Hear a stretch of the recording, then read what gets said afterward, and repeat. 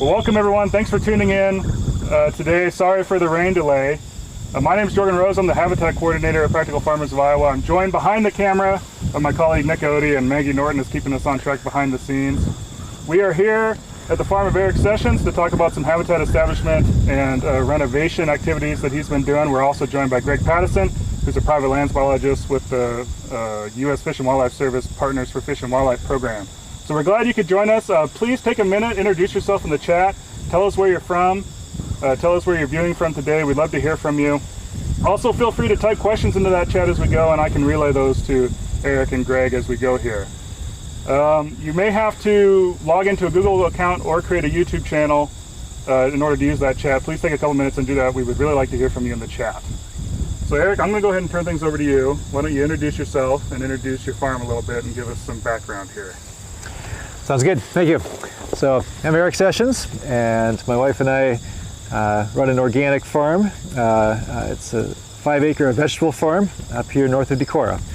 And we purchased our land back in 2001, and at the time there were none of the land was being cropped. The previous owners had put about 25 acres into the CRP program, and the rest of the land that we own is a little bit of woods and some pasture area and outbuildings. So we took 5 acres and pulled it out of the CRP program, and we've been farming those 5 acres for the last 20 years now.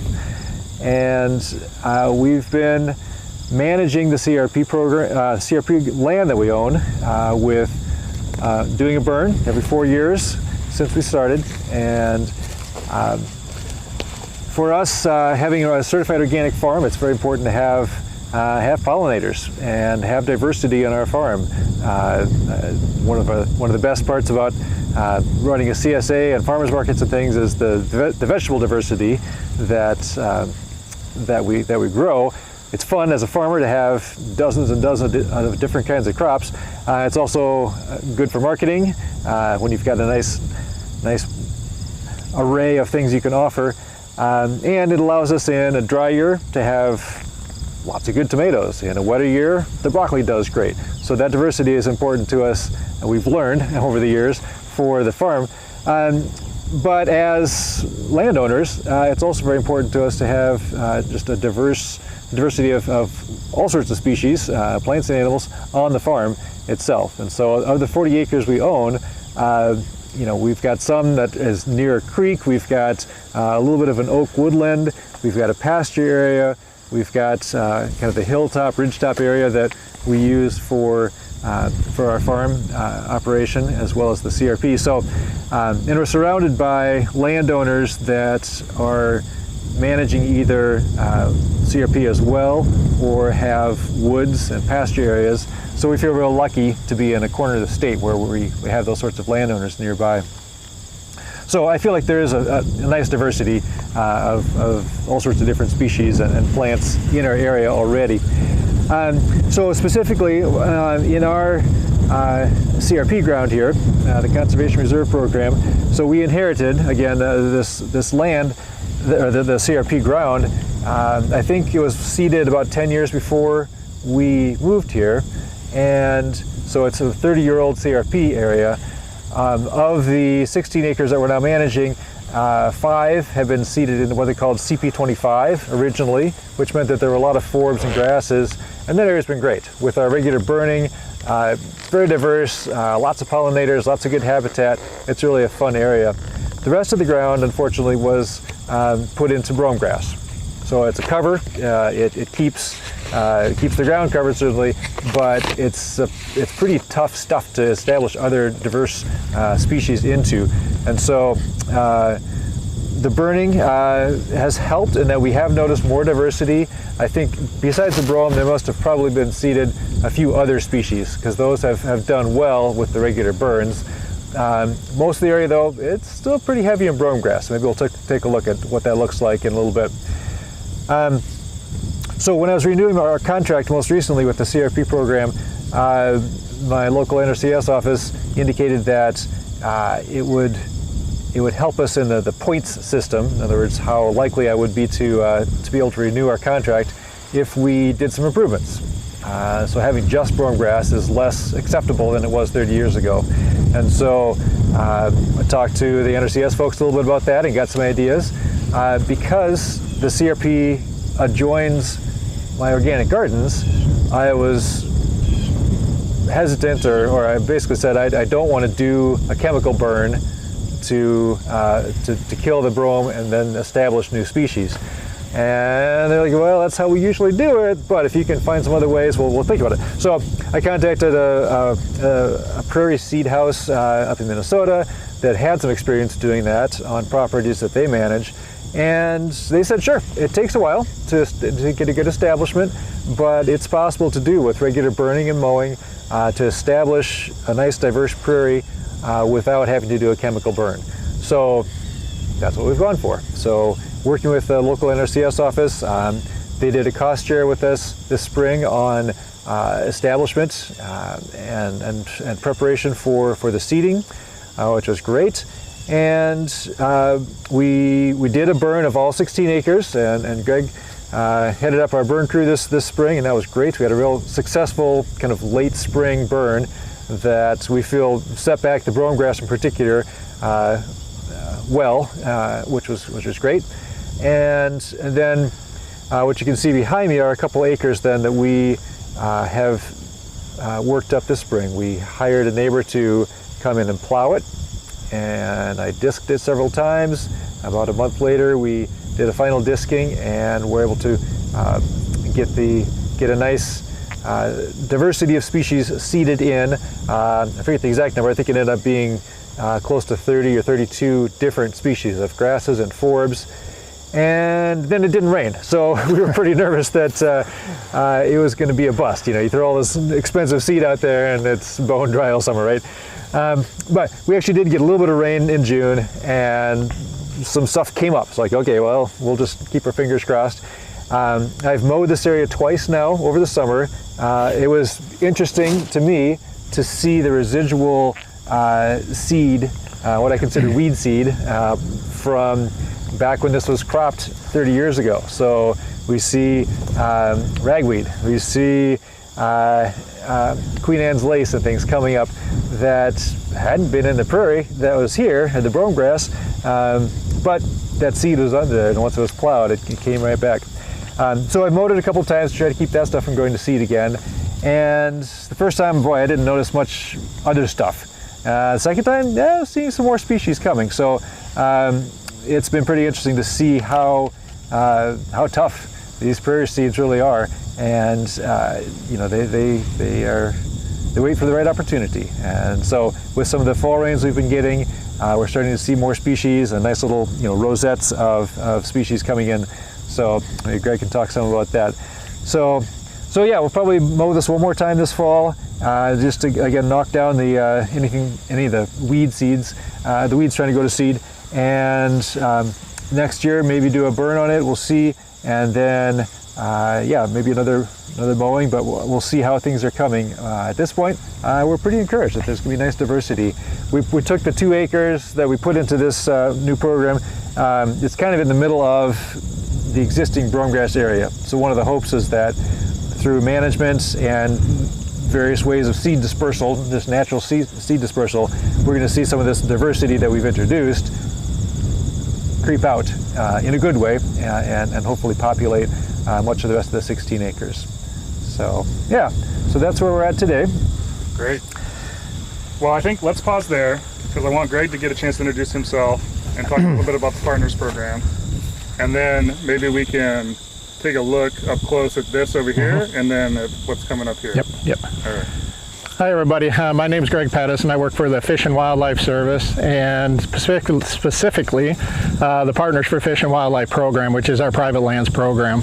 I'm based out of Decorah, Iowa, and work pretty much throughout the Driftless area, but essentially throughout the state of Iowa, doing habitat projects with private landowners. And so I was contacted early on in this one to kind of help coordinate not only this project a little bit with seed restoration, but also a woodland management project we're doing right next door. And specifically right now, the Fish and Wildlife Service is very interested in our pollinator habitat. For the last 8 to 10 years or so, it's been monarch butterflies, has been a big push for the Fish and Wildlife Service. And within the last few years, since 2017, we have a new species, the rusty-patched bumblebee, that was listed as endangered species. And we know we have populations close by to Erik's farm here, and within the area up around Decorah and area. So we're really interested in working in this area, and it's pretty much throughout the Upper Iowa River corridor that is one of our high focus areas, our high priority areas for working. So just to give a little background, I'll talk a little bit about the rusty-patched bumblebee, its habitat needs, and then we can dive in a little bit more on how regenerating some less diverse CRP fields can be a huge benefit, but also then we'll kind of take a look at kind of the effects of fire had on this site over time, look a little bit at what the brome looked like somewhat over here on this side, and talk a little bit about woodlands. But the rusty-patched bumblebee. We just have a picture of it here. The rusty-patched bumblebee, for those that aren't familiar, obviously gets its name. The worker bees and the male bees will have this little rusty patch on its back. Now, there are other bees, native bumblebees in the region that have rusty patches on their back, but they're more solid. Bombus rufocinctus is one, but it'll have several of these bands will be completely red on the back. But the rusty patch will just have that one, and it generally has that yellow around the back. And some people will, some of the bees you'll see it kind of has that T shape of that black spot up in there. But the rusty patch bumblebee is really important up in this area, or this area is important to the rusty patch because of the habitat that we have. Erik mentioned the diversity in the area, and the landowners that have been implementing pollinator habitat, but also just the landscape in itself. We're up in the driftless area, which is the area that did not get hit with the glaciers, the last glaciation. So it's a rugged area, and there's a lot of timber. I don't know if you can pan just a little bit around, but you can see some of the hillsides with the wooded draws, the wooded ridges, and these areas are really important because of the life cycle of the bumblebee. So the rusty patch bumblebee life cycle, the queen bees overwinter in these wooded areas. So they're finding refuge in these wooded areas, and the queen bees will get into the leaf litter and just under the soil and overwinter in those areas. And then in the spring, they come out very early, the rusty patch bumblebee, and they're using some of those spring ephemeral wildflowers in the woodlands as a nectar source, as an energy source. And then they're coming out and try to find summer habitat, which is high quality nectar resources basically through the spring, through the fall. So we're trying on areas like what Erik has done here is to enhance the number of blooming species we have early in the spring, midsummer, late summer, and into fall, so that those colonies then have enough time. So those queens will build that colony. They'll start hatching out worker bees, and then male bees, and then new queen bees. And so they have to have the energy throughout that whole cycle to raise more and more bees, and hopefully produce a lot of queen bees at the end of the year that then go back into the woods and come back out to the site. So it's very important for them to have that diverse. So if we kind of look and pan into the CRP field here, what's unique here is if we would have had shots of this site this spring, most of the site was less than waist height, and it was pretty much solid brome grass.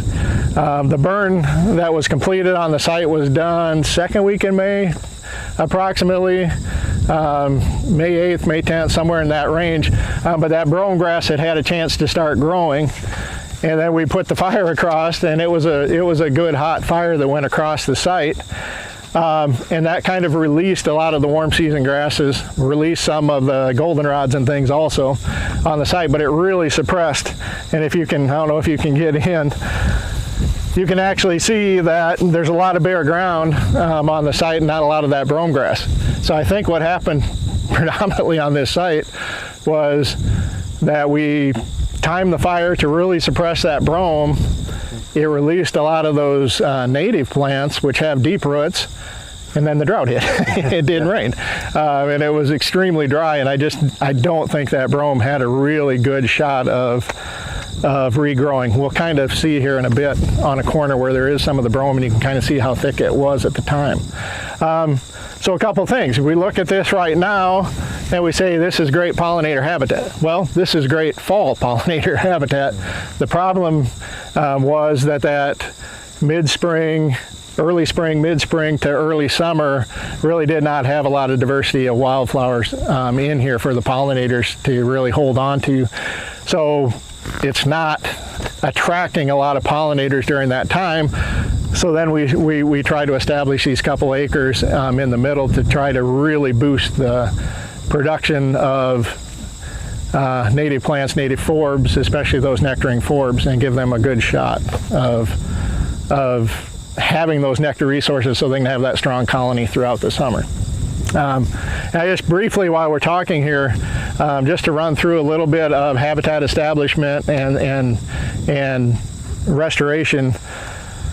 One of the main reasons that a lot of times we establish using herbicides is to get rid of a lot of this early season, early successional grasses, but also some of that brome grass that can come back. So a lot of times when we're establishing, we'll spray in the fall, we'll spray in the spring, and do a couple of those just to give ourselves as clean a slate as we can. I'm really impressed actually at how well this worked on an organic standpoint. I think the timing of that burn helped to really set back that brome, but then the plowing and the disking helped to knock back some of those early annual weeds that kept coming back onto the site. And then Erik did a great job. It's one of those things that has to be done, is that mowing to keep those seeds from going. And Erik did a great job of keeping this from those annual weeds, foxtail and stuff, from seeding out this year. So he's really giving a lot of sunlight down to the ground, but also took out any of that seed production for the most part for this year on those ragweeds and foxtails and some of the other weeds that have come in, and give those natives a really good shot of establishing themselves. And so just looking at it across here, it looks like a lot of vegetation on here. A lot of those native plants, especially since it was so dry this year, are really just working at trying to establish themselves. So we have some things like some black-eyed Susans that are starting to come in. We saw some evening primrose coming in, some coneflower coming in. So we have a lot of those basic early successional species that we really try to get established first, that kind of set the stage. I'm guessing just because it was so dry, a lot of those native seeds probably did not germinate right away. And so they may go into a kind of a hard dormancy for the year. They'll need to go through that whole winter cycle to kind of release themselves from that dormancy and then explode again next year is our hope. So hopefully we get some good rains next spring. And like Erik mentioned, he may have to mow this another time, maybe 2 times next year, just to keep those weed seeds from going to seed again, and then hopefully those natives can come through, and then it's just a matter of kind of managing any problem weed areas with mowing and just keeping ahead of it that way. But it gives a really good opportunity right here in the middle, like he said, to then expand that out over time. So I guess, Erik, when you talk about mowing, how tall were you letting it get, and then how short were you mowing it? When I'm seeing these ragweed, get up enough that they're starting to set, flower and set seed, try to get out here. So, maybe 18 inches tall, and then knocking it down. I just have a bush hog and knock it down to about 4 inches. Yeah. So Greg, I was going to have you talk about, you had mentioned last time I talked with you about the bare ground and how important that is for often the solitary bees, right? So when you're pointing out over here how there's a lot of bare ground, to me it's like, oh no, what? There should be something there, but you're saying it's actually a good thing for the pollinators. No, it is good. It is good. It is good for pollinators to have that. So if we kind of go back in, if you can bring the camera back in and we actually get in here into the weeds, you can actually see down in the goldenrod and even in some of the clumps of the warm season grasses. We're looking at some of that bare ground down in here. So there's a lot of native bee species that are solitary bee species, but they're ground nesters, and they like to get into that bare ground, into the dirt right in that area. It gives them areas for nesting. And then from a wildlife perspective, if you're potentially a pheasant hunter or you like some of that for habitat also, and even for some other songbirds, this is really great for habitat. But for pheasants, when they hatch out those little chicks are running around in here and running around. This gives them actual ability to move around in the ground. And then they're feeding off, of course, of the insects, the protein and the diet of our songbirds, our grassland songbirds, our pheasants, quail, all those are the protein off of those insects. So improving your pollinator habitat, leaving a little of that open space, ground space on there really improves the quality of that habitat, not only for those pollinators, solitary bees, but for the birds as well on the site. So thank you for pointing that out. Yeah, no, I just think that's kind of cool. And now I think, there's bare ground there for the two reasons. One, the broom grass isn't there because the broom grass is just so thick. Right. And the burn, which opened it up this year. So next year, if we don't burn that area, it'll be a little more full, I assume. But it's good to know that actually more will come in. There'll be a little bit more litter, but even having just a little bit of litter, but some of that open space gives some of those areas too where they can get under that litter and form some habitat. So it's great habitat.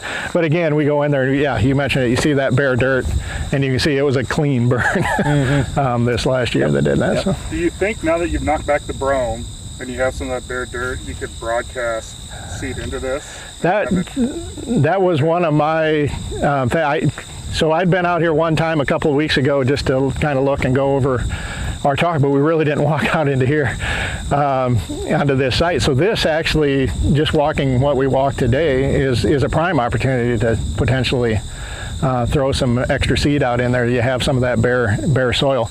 You have a lot of cover up in here, and you may get some of that down as thatch or mulching in this next spring. But that might be a good thing for some of that seed. So that's another opportunity we can talk about. And one of the other things that I did with the seed company that I ordered the Prairie seed from was they actually sent me several kind of little packets of seed that's more high value stuff. Just 100 seeds of this rather than things that you want to broadcast everywhere. Because I've got an organic vegetable farm, I've got a greenhouse, I'm used to seeding thousands of little plants.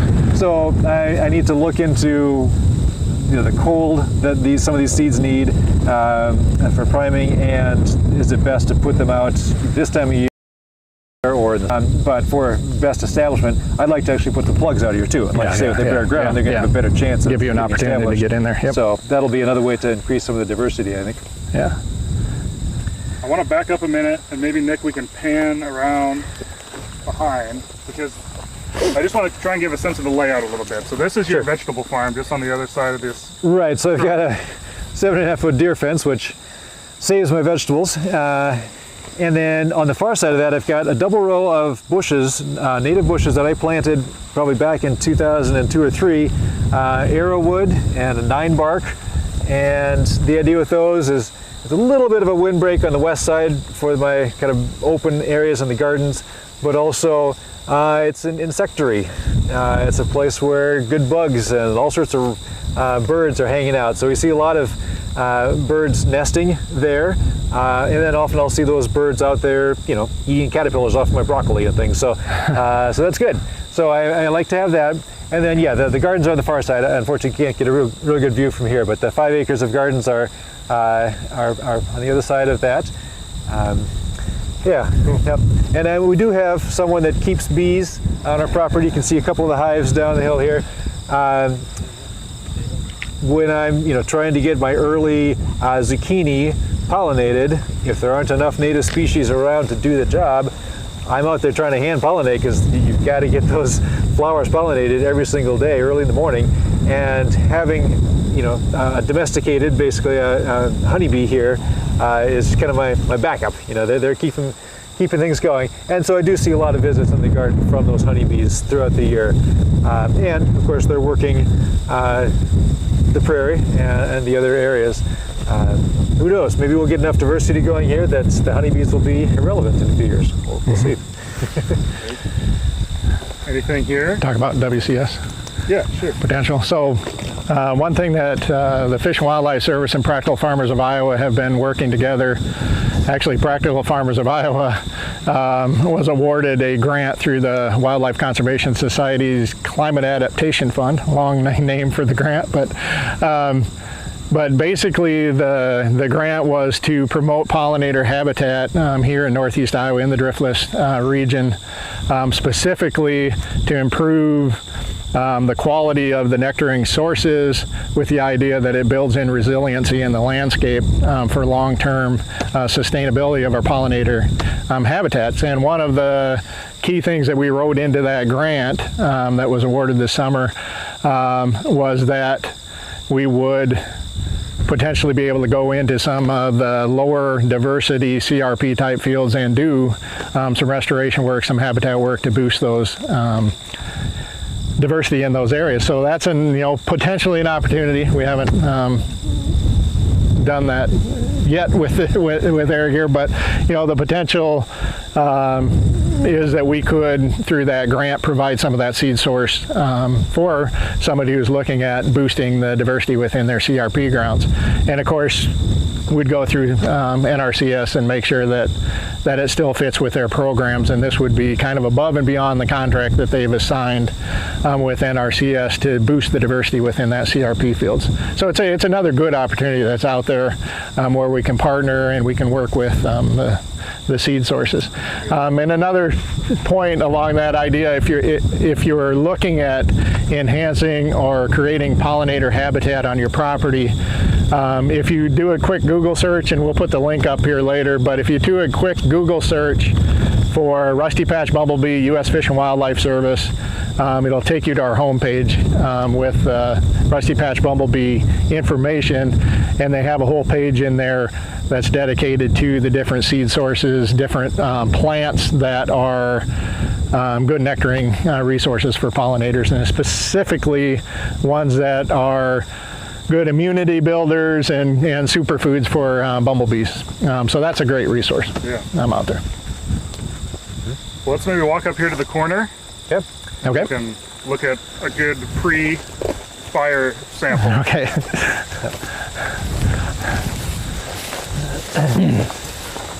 So I guess, Greg, you cleared out the brome. Do you think as we get moisture, that brome will start to come back?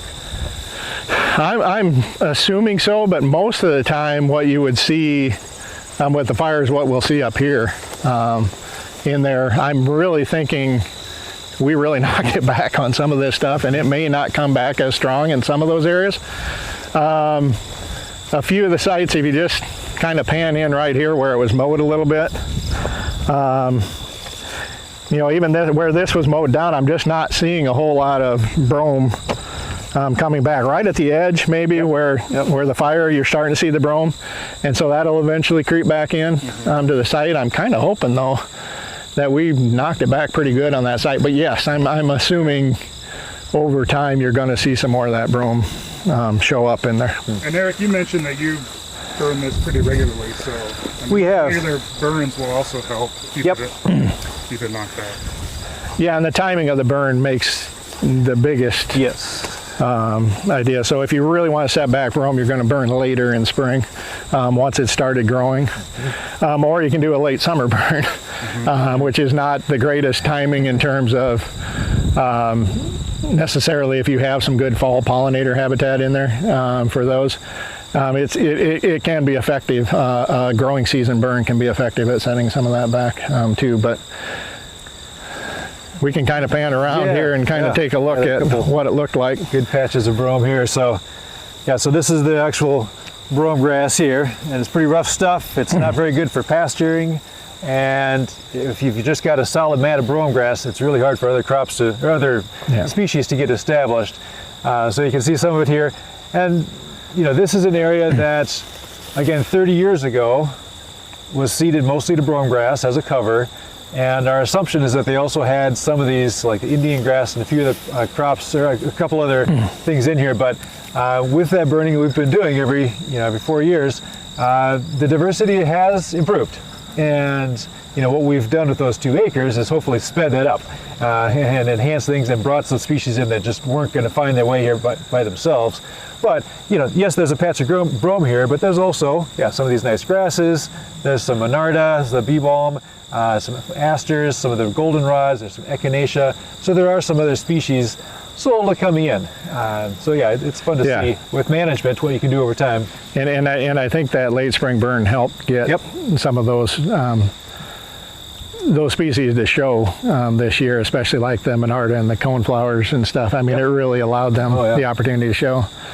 But you can also see all the goldenrod that's coming up right around here, and I was looking a little bit earlier and wasn't seeing a lot of bees, but now the honeybees are starting to come in on some of the goldenrod after the rain passed through. Hopefully, maybe a bumblebee will show up before we end here. But you can see how just adding management into the CRP helps. I mean, obviously you're following the CRP practices and standards, but you can see how you can add in some of that diversity and still keep the quality and the benefits of CRP on the site, plus add a whole lot of diversity onto the area for pollinators, grassland birds, and helping out your organic farm, hopefully. Yeah, it does, Greg, you mentioned that this rusty patch bumblebee life cycle from the woods, and so you've done some work over here. Do you guys want to talk about the timber stand improvement? Yeah, so we're actually, this will be on neighboring property with the neighboring landowner we're going to be working with, and so that's one of the key things, and Erik mentioned it with neighbors working together. Anytime we're trying to build these habitat projects, one of the things we want to do is build corridors, connectivity with surrounding properties. So we're very fortunate to be working. This winter we'll be actually doing some timber stand improvement. So this woodland on this side it's dominated, overstory is dominated by white oak in there, and I really like the white oak habitat. It forms a really nice leaf litter layer on the ground that probably provides really good coverage for bumblebees overwintering. But the problem is with a lot of our oak woodlands is that we're starting to get some of those shade tolerant species coming up into the canopy and starting to take over the canopy, and also shading out the ground and not allowing oak regeneration on the landscape. In this end of this particular timber, one of the things that we're seeing is cherry and maple starting to come in, and eventually they'll grow up into the canopy, shade everything out, the oaks will die back, and it'll turn into a different type of woodland, and we're just not sure on the quality for long-term sustainability, because we know those oak trees provide habitat and food resources for hundreds of species of pollinators and birds, and you get a big drop when you get into some of these other species in terms of the number of species they support. The second side of that is underneath those oak woodlands, we can burn through there periodically, and it really creates a really diverse herbaceous layer with forbs and wildfires. Not only those spring wildflowers, not only those spring ephemerals, that's really important for those new queens that are coming out, but we can actually increase the bloom period into the summer, and in some cases where it's a little more open, have some blooming species throughout the summer in those woodland areas and provide some of that pollinator habitat right in there. But we really want to manage those woodlands as high quality overwintering habitat for rusty patch bumblebee. Because if there's one weak link, then they have trouble. Yeah, exactly. It seems to me anyway that the rusty patch is doing really well because there's a lot of ridgewood. Our biggest push right now is to increase that summer nectaring habitat to really boost that colony health and try to have as strong and healthy a colonies as we possibly have. But having more areas where those queens can go out and overwinter and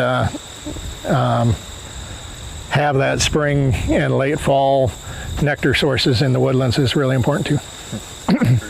We have just a couple minutes left. I do have a question here in the chat from Matthew. And Matthew asked, do you graze this plot? How about make hay and feed it where you want to spread the seeds? I don't, so I can't speak to that specifically on my land. I know that that's an option sometimes for folks with CRP ground. Yeah, so none of our CRP ground has been pastured in the last 20 years for sure. I don't think in the last 30 years. I do have a little pasture area that a friend grazes goats on, and he has been doing some actual species diversity enhancement over the last 10 years on his own, separate from this other project that we've got going. And that's been kind of fun to see how that's improved what was also a lot of brome grass and such. So, but yeah, on this particular plot, I don't. Do you have any more experience with? Not specifically on grazing in CRP and doing that, but we have harvested baled native prairie seed and then reestablished other sites with baled, and it works very well. You do get a fairly decent diversity. One of the key points that we're trying to do is establish as much diversity as possible, and so sometimes harvesting some of these native sites, you can get a really good diversity, but a lot of times you're getting that later season seed that's ripe in that later season, which is great, but you're not necessarily getting all the diversity seeded back onto the site that you could with purchasing that seed mix and doing that. One thing you could do with the haying, I suppose, is alternate your haying, but that would get into primary nesting season and all that kind of stuff. So a lot of our landowners do go out and do hand harvesting of their seed. So they'll go out when seed species are ripe, harvest those individual species and spread those out on the site. So that is one way. And potentially grazing would have that effect of moving some seed around, at different times of the year, just through movement in the fur as they're moving around, but also as they're eating different spots and different plants, they could be moving that seed around. So there's potential there, absolutely. Great. Well, we are just about out of time. I don't know, any closing thoughts, Erik or Gregg? I think as a landowner, it's both important and interesting and kind of fun to do this sort of project. And just diversity is so interesting and rewarding, and it's great that there are partners to help with the knowledge to make this happen, as well as help finance it. Buying prairie seed is not cheap, so it's great that there are partners like Gregg talked about that make it possible. So yeah, I think it's a great thing for landowners to think about increasing the diversity from the woodlands to the prairies to whatever your financial operation is, and try to integrate those things as much as possible. Yeah, and I'll echo what you said, just the partnerships that are out there and finding the landowners that are willing to put the effort in, because it's not a small effort to do this. I mean, you mowed that several times, you did the disking and the plowing and stuff. So it does take a commitment from the individual landowners to take the time to really not only make the investment in the cost, but the time to make it happen and make it work. And so it's great to find those. And like I said, we're reaching out, specifically up in this area for the pollinators, but we're really across the state looking for opportunities to increase pollinator habitat. So if you have questions, if you have a desire to increase pollinator habitat on your property, reach out to us. And we can always point you in the right direction to who's helping landowners in those different parts of the state, and what programs fit best with you. So, great.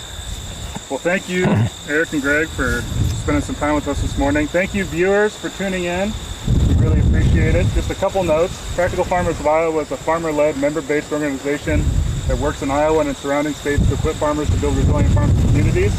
And we do that in a couple different ways. We do that through on-farm education outreach like this event here today, and primarily through our on-farm research program. So you can learn more about all of the work that we do at practicalfarmers.org.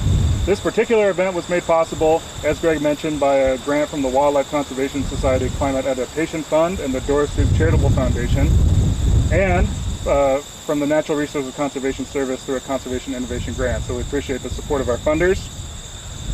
I think, unless you have any last-minute thoughts, we'll call it quits. You can join us next week from Wilson's Orchard to learn about apple harvest, cider, and pressing. Until next week, so long from the farm.